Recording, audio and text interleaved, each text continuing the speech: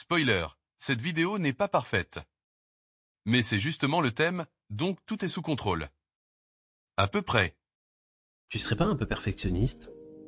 Ça, c'est une phrase qu'on peut entendre couramment autour de nous. Néanmoins, qu'est-ce que c'est le perfectionniste? Voici quelques définitions. Une personne qui est animée, obsédée par un souci exagéré de la perfection en toute chose, notamment qui apporte un soin extrême, excessif, dans la définition de son travail. Le perfectionniste en psychologie consiste à se comporter comme si la perfection pouvait et devait être atteinte. Personne qui cherche la perfection dans ce qu'elle fait, qui fignole à l'excès son travail. Alors on peut constater un élément essentiel qui revient dans chacune de ces définitions. La recherche de perfection dans ce qu'entreprend la personne. It's perfect. Alors pourquoi je ne me suis pas appuyé sur des manuels tels que le DSM ou la CIM? La CIM c'est pour Classification Internationale des Maladies et le DSM c'est pour Diagnostic and Statistical Manual Mental of Disorders, qui sont en fait des manuels officiels de classification des troubles retrouvés en santé mentale, tout simplement car le perfectionniste n'est pas reconnu comme une entité distincte, mais comme un symptôme du trouble de la personnalité obsessionnelle compulsive, à ne pas confondre avec le trouble obsessionnel compulsif, ce qui n'est pas la même chose, et de la personnalité anacastique. D'ailleurs, vous saviez que le mot perfectionniste n'est cité qu'à 2 reprises dans le DSM et 1 fois dans la CIM? Combien?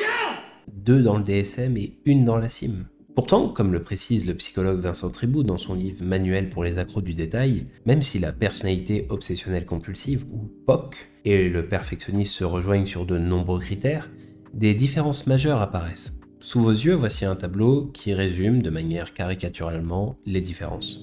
Alors on peut voir qu'il y a des symptômes qui se rejoignent, par exemple une forme de préoccupation excessive pour les détails, mais également un perfectionniste qui va venir entraver l'achèvement des tâches, des réticences à déléguer des tâches ou à travailler avec autrui, un côté très consciencieux, scrupuleux et rigide sur des questions de morale, d'éthique ou de valeur.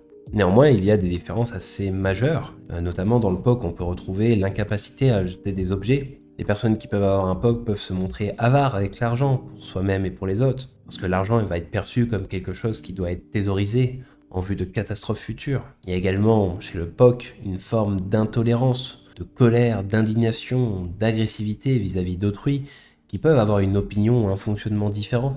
Et enfin, en termes de différence, on peut retrouver un fonctionnement égosyntonique chez les personnes qui ont un POC, c'est-à-dire un comportement qui va être en accord avec les valeurs de la personne. Il va avoir une forme d'adhérence à la rigidité, la personne va considérer ça comme normal. Pour elle, c'est la bonne manière de faire.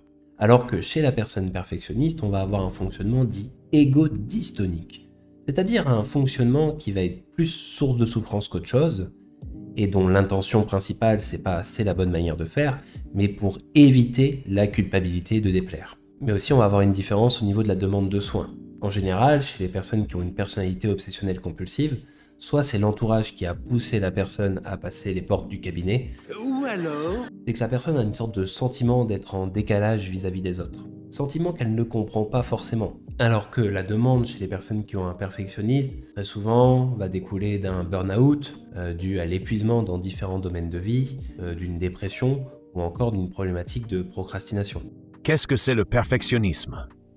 Oui. J'avais oublié d'enregistrer la question. Alors le perfectionnisme, c'est l'incapacité à définir des limites claires, concrètes, réalistes à une tâche. Ce manque de conscience des limites va venir générer un cocktail d'émotions désagréables chez la personne, et notamment de l'anxiété, ainsi que des anticipations anxieuses à l'idée d'effectuer la tâche, ce qui va pouvoir conduire à repousser sans cesse la tâche, ce qu'on va appeler la procrastination. Ou encore, cela peut conduire à de l'épuisement, à faire encore et encore la tâche. C'est comme écrire un roman dont je réécris sans cesse la première phrase sans jamais tourner la page. Derrière ce fonctionnement, on va retrouver des personnes qui peuvent souffrir d'une faible estime de soi, qui vont cultiver la peur d'être jugées par autrui, qui ont peur d'être désapprouvées ou encore rejetées, ce qui, in fine, renforce et confirme leur image qu'ils ont d'eux-mêmes. Et on retrouve une logique assez présente chez bon nombre de perfectionnistes, la logique du tout ou rien. Alors comme j'ai pu le dire, c'est un biais cognitif très répandu chez les personnes avec un perfectionniste. On appelle ça également une pensée dichotomique, c'est-à-dire percevoir une situation sans nuance intermédiaire. Par exemple, si je ne réussis pas, alors je suis nul. Soit on se dispute jamais, soit c'est une relation toxique. Si un travail n'est pas parfaitement fait, autant pas le faire. Si je fais le ménage, autant le faire de fond en comble. Soit c'est bien, soit c'est mal. Prenons comme exemple un thermomètre. Dans une logique de tout ou rien, le thermomètre n'aurait que 2 températures. D'un côté, le 0 degré, je suis nul, la relation est toxique, la situation est dangereuse, autant rien faire, etc. etc. Et de l'autre côté, le 100 degrés, je suis parfait ou parfaite, la relation est parfaite, la situation est 100% sécure, autant tout faire, etc. etc. etc. Mais dans la réalité, un thermomètre ne fonctionne pas comme ça. Il va avoir toute une gamme de températures entre ces 2 extrêmes. La logique du tout ou rien va amener à oblitérer toute cette gamme de températures dans notre perception du réel. Et ne soyons pas dans la logique du tout ou rien en ce qui concerne la définition même du perfectionniste, ou encore sur le fait de s'identifier comme perfectionniste ou pas, dans le sens où le perfectionnisme se situe sur un continuum en termes d'intensité, voire de sévérité des symptômes, allant d'un perfectionnisme pouvant être qualifié de normal, c'est-à-dire des personnes qui vont faire preuve de professionnalisme et de sérieux, sans pour autant se sentir prisonniers par des contraintes générées du cerveau. Elles restent libres dans leur manière d'agir, de fixer leurs propres limites, ou encore de faire une pause quand elles en ressentent le besoin. Elles avancent avec un plaisir porté par l'envie et non poussé par une voix intérieure tyrannique. Un perfectionniste plus pathologique, un fonctionnement quant à lui guidé par la contrainte, la culpabilité, la peur et suivant la logique du tout ou rien.